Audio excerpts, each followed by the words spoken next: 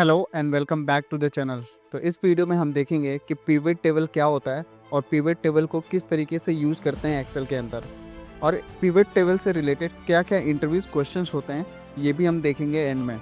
Excel में pivot table से related जो भी डाउट है, इस वीडियो के एंड तक आपके सारे डाउट क्लियर हो जाएंगे। तो चलिए शुरू करते हैं इस वीडियो को। तो अभी हम अपने कंप्यूटर स्क्रीन में हैं, और जैसे कि आप देख सकते हो कि ये मैंने एक सैंपल डेटा लिया हुआ। इस सैंपल डेटा के हेल्प से हम पिवट टेबल क्रिएट करेंगे। सबसे पहले हम समझ लेते हैं पिवट टेबल होता क्या है। तो पिवट टेबल जैसे सपोज ये डेटा है, आपको इस डेटा को देख के आपको अगर कोई क्वेश्चन पूछे कि अगर मुझे रीजन वाइज कितने सेल्स हुए हैं, कितने सेल हुआ है प्रोडक्ट का, वो निकालना हो, तो आप इस डेटा को देख के रीजन वाइज जो है एक एक काउंट करके नहीं निकाल सकते। या फिर मुझे पूछना हो जो भी सेल्स पर्सन है उसने कितने सेल्स किए हैं, कितने यूनिट सेल किए हैं, और टोटल सेल जो है कितना हुआ है।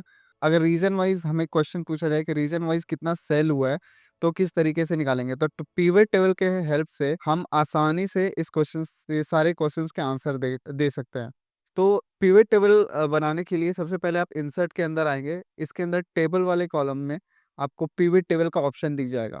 अगर आप पुराना एक्सेल यूज कर रहे हैं तो थोड़ा फॉर्मेट की दिक्कत होगा, बट पिवट टेबल का ऑप्शन पुराने एक्सेल में भी था और पुराने एक्सेल में भी मिल जाएगा। तो इंसर्ट के अंदर पिवट टेबल का ऑप्शन है, इस पे आप क्लिक करेंगे तो यहाँ पे आपको ऑप्शन ये आपसे पूछ रहा है कि सेलेक्ट द टेबल रेंज। तो टेबल रेंज क्या होता है, जो भी आपका टेबल है वो आपको रेंज सेलेक्ट करना पड़ेगा। सपोज मेरा टेबल यहाँ से स्टार्ट है, तो मैं इसको सेलेक्ट कर लूंगा कंप्लीट। ठीक है, तो ये टेबल सेलेक्ट कर सकते हैं आप यहाँ से टेबल रेंज कि पिवट टेबल में जो डेटा इंसर्ट होगा वो कहाँ से लेगा। तो ये डेटा हमने सेलेक्ट कर लिया है अपना एक्सेल का। तो नेक्स्ट आप देख सकते हैं कि अब पूछ रहा है चीज choose where you want the pivot table report to be place. चाहे तो आप नए वर्कशीट में बना सकते हैं या फिर आप एग्जिस्टिंग वर्कशीट में भी आप रख सकते हैं। तो मैं वैसे प्रेफर करता हूँ कि नए वर्कशीट में बनाऊँ। ठीक है, तो न्यू वर्कशीट में मैंने पिवट टेबल को पिवट टेबल का जो रिजल्ट है वो प्लेस कर दिया। तो अब आप जैसे देख सकते हैं यहाँ पे आपको पिवट टेबल फील्ड खुल के आ गया। पिवट टेबल फील्ड होता क्या है, पिवट टेबल फील्ड कुछ नहीं, जो भी आपके कॉलम्स थे ये आप देख सकते हैं यहाँ पे, वो आपके इस तरीके से डेटा सेट बन के आ गया है। पहले मैं एक पिवट टेबल क्रिएट करके दिखाता हूँ जिससे आपको आइडिया लग जाएगा कि पिवट टेबल काम कैसे करता है। तो सपोज ये रो है, रो में आपको सपोज मैं प्रोडक्ट वैल्यूज शो कराना चाहता हूँ, और जो वैल्यूज वाला सेक्शन है उसमें यूनिट सोल्ड, प्रोडक्ट ए जो है कितने यूनिट सोल्ड हुए हैं, प्रोडक्ट बी कितने यूनिट सोल्ड हुआ है। अगर सिंपली मैं पूछूं सेल्स पर्सन वाइज कितने यूनिट सोल्ड हुई हैं, उसका एक टेबल अलग से क्रिएट हो जाए, तो मैं रोज में सेल्स पर्सन की वैल्यू डाल दूंगा, यूनिट सोल्ड में वैल्यूज के अंदर इसको ड्रैग एंड ड्रॉप कर दूंगा। आप चाहें तो इस ये वैल्यूज हैं इसको चेंज भी कर सकते हैं। वैल्यू फील्ड सेटिंग्स में आके सेल्स पर्सन ने सेल किया है, वो अगर आप काउंट करना चाहते हैं तो काउंट वाला ऑप्शन सेलेक्ट कर देंगे तो वो काउंट शो करने लगेगा। एवरेज दिखाना चाहता है तो एवरेज। इसी तरीके से बहुत सारे ऑपरेशन हैं जो कि आप यहाँ से सेलेक्ट करके वैल्यूज के अंदर शो करा सकते हैं। नेक्स्ट होता है आपका फिल्टर। फिल्टर का क्या काम होता है, सपोज मुझे अगर रीजन वाइज ये देखना है कि एलिस ने कितना सेल किया है, तो हम एक जो फिल्टर वाला कॉलम है उसमें फिल्टर को ड्रैग एंड ड्रॉप कर देंगे। तो इससे क्या होगा कि अब यहाँ पे जो आप रीजन सेलेक्ट करेंगे बस उसी रीजन का आपको डेटा शो होगा। सपोज मैंने साउथ रीजन सेलेक्ट किया तो यहाँ पे साउथ रीजन का डेटा शो हो रहा है। अगर मैंने ईस्ट सेलेक्ट किया तो ये ईस्ट का डेटा शो हो रहा है। अगर मैं मल्टीपल सिलेक्शन भी कर सकता हूँ, ईस्ट नॉर्थ और साउथ, वेस्ट को नहीं देखना है, तो आप उस अकॉर्डिंग आप इसको फिल्टर कर सकते हो। चलिए अब नेक्स्ट देखते हैं स्लाइसर। स्लाइसर का क्या काम होता है पिवट टेबल में। तो स्लाइसर काइंड ऑफ फिल्टर की तरीके से ही यूज करते हैं। उसको यूज करने के लिए हम यहाँ पे इंसर्ट स्लाइसर में आएंगे, और जिसको भी आप फिल्टर बनाना चाहते हो कि किस डेटा सेट को आप किस डेटा सेट वाइज आप फिल्टर करना चाहते हो अपने डेटा को। तो यहाँ पे मैं अगर रीजन वाइज जो है अपने डेटा को फिल्टर करना चाहूँ तो यहाँ पे मैं एक स्लाइसर बना दूंगा। तो आप जैसे देख सकते हो यहाँ पे अब मैंने ईस्ट नॉर्थ सेलेक्ट कर रखा है। तो अब अगर आप सिंपली ये बटन बन के आ गया फिल्टर बटन, इसी को हम स्लाइसर कहते हैं। तो जिस पे भी आप टैप करोगे, क्लिक करोगे, वो आपका डेटा शो होने लगेगा। अगर आप मल्टीपल सेलेक्ट करना चाहते हैं तो कंट्रोल प्लस कंट्रोल दबाकर आप क्लिक करोगे तो वो मल्टीपल डेटा सेलेक्ट कर लेगा। मल्टीपल रीजन सेलेक्ट करके आपको उसका डेटा शो होने लगेगा। इस तरीके से स्लाइसर जो है यूज़ होता है। स्लाइसर को थोड़ी फॉर्मेटिंग भी आप कर सकते हो। अगर स्लाइसर को आप इस तरीके से वर्टिकली नहीं हॉरिजेंटली शो कराना चाहते हो तो सिंपल यहाँ पे कॉलम 1 है, यहाँ पे कॉलम सपोज़ यहाँ पे 4 बटन्स हैं, तो 4 कॉलम्स वाइज़ इसको आप बढ़ा सकते हो। तो ये इस तरीके से आपका स्लाइसर शो होने लगेगा। और अब जब आप यहाँ पे इसको ईस्ट वाइज सेलेक्ट करोगे तो ये देख रहे हैं आप, ये चेंज होता रह रहा है डेटा आपका। तो इस वीडियो में हमने देखा पाइवेट टेबल क्या होता है, पाइवेट टेबल को किस तरीके से यूज़ करते हैं।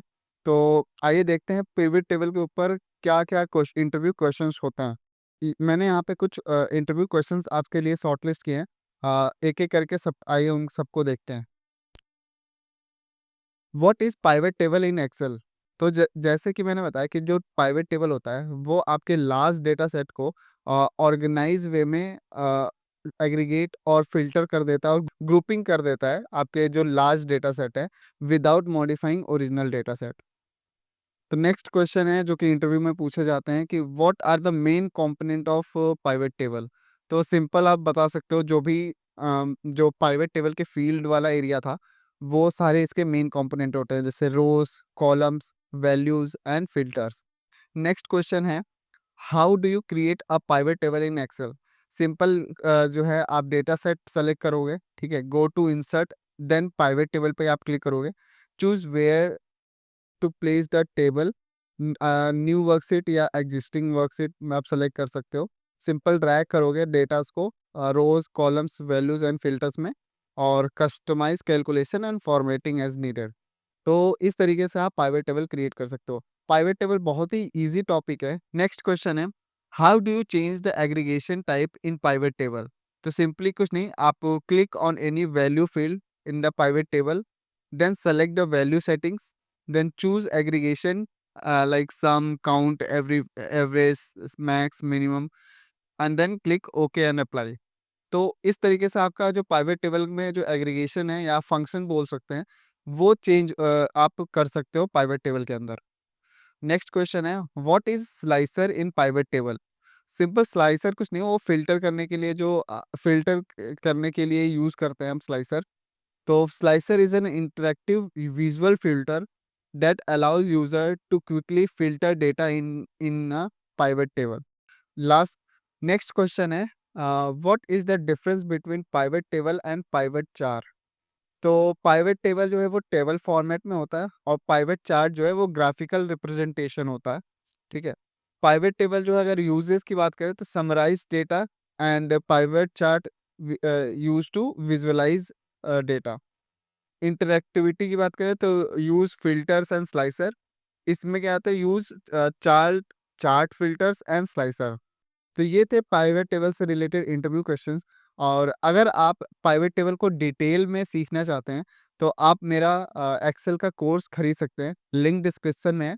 कोई ज़बरदस्ती नहीं है कि आप कोर्स खरीदेंगे नहीं तो आपको एक्सेल आएगा नहीं, बट अगर आप डिटेल वे में पाइवेट टेबल को सीखना चाहते हैं तो वहाँ मैंने बहुत ईजी वे में एक्सेल बेसिक से एडवांस मैंने सिखा रखी है, जिसका लिंक डिस्क्रिप्शन में है। आप वहां से खरीद के एक्सेल में मास्टरी कर सकते हैं। एक्सेल कोर्स के अंदर मैंने अभी कुछ एआई रिलेटेड लेक्चर्स भी ऐड किए हैं, जिसमें एआई का कैसे आप यूज़ कर सकते हैं एक्सेल के अंदर, वो भी मैंने बताया। तो इस वीडियो में बस इतना ही, मिलते हैं आपसे अगले वीडियो में। अगर कोई भी डाउट हो तो आप कमेंट करके मुझसे कमेंट में पूछ सकते हैं, और अगला वीडियो आप किस टॉपिक पे चाहते हैं वो भी आप कमेंट कर सकते हैं। Thank you so much for watching, bye bye.